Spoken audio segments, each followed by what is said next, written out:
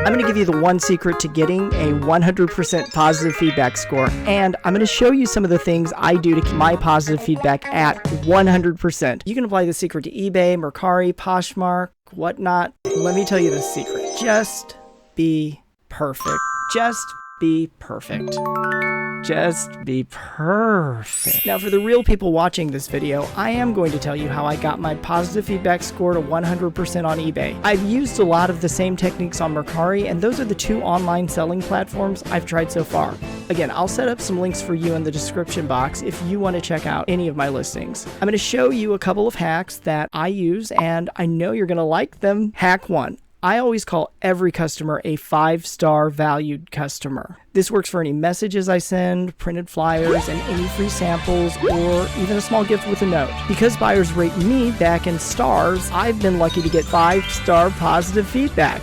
That's 100%. By the way, if you don't reach 100%, you can still get really close to it. And most online platforms will send you more customers as you get closer to 100% positive feedback. Here's hack number 2. I should mention that I've set this video up so that the longer you watch, I'm adding more tips that successful online sellers will like. If you're serious about making money on eBay, you want to know these things because I've already tested them out, and that saves you a lot of time. Basically, most of the clickbait viewers should be gone, so I can tell you guys my real online selling tips, tricks, and hacks. So number 2 is I write thank you next to the customer's name on the packing slip. I'm going to skip the debate on whether or not to include a packing slip. I use them to cross-check my orders and catch mistakes.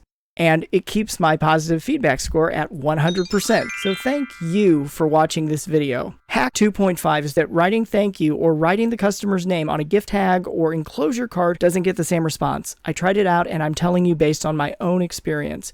It's just my opinion because I've already sold close to 2,000 items on eBay in less than 2 years. Yeah, that's a brag, and I'm going to take it all the way. You're going to get to see it all. You're going to get to see it all the way. I got to get my sample sheet. Just prepare yourself. Let me get my sample sheet. Hack 3 is I add my own brag sheet. Usually the only people who see this are real life customers who buy something from me. I'm showing you this one as an example. The format is definitely cheesy, but it works. I flip the page over and put it under the packing slip so that the buyer sees positive feedback 3 times across the top. I usually fold it in half because the first thing I want every buyer to see is thank you in my sloppy handwriting right next to their name. The second thing I want them to notice is positive feedback.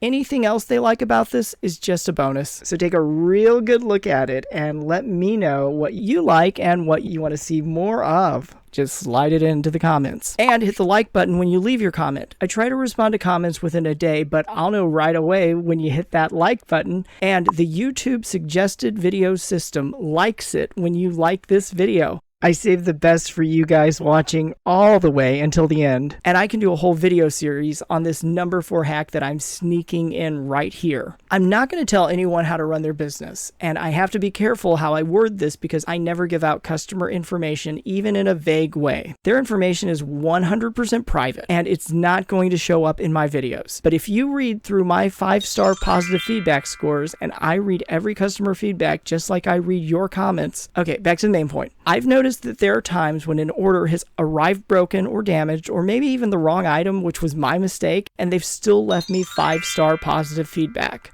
So yeah, that first tip about being perfect was just to get rid of the clickbait viewers. Nobody has to do everything perfect to get a perfect score. What I try to do is think ahead about how the customer will get their situation fixed with the least hassle if something goes wrong.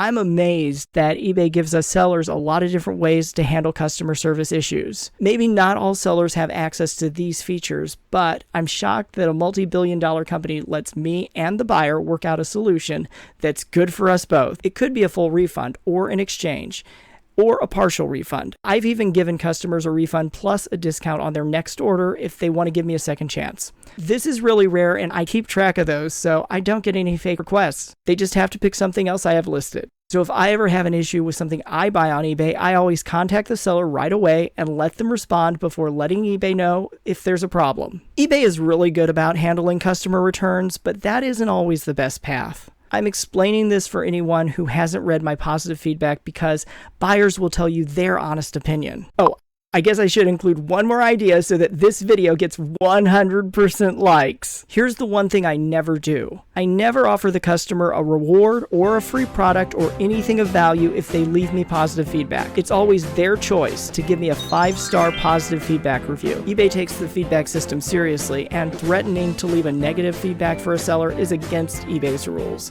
Negative feedback has to be true based on the buyer's experience, so it can't be used to start drama. I want you to have a good experience whenever you decide to sell or shop online. You should watch this next video.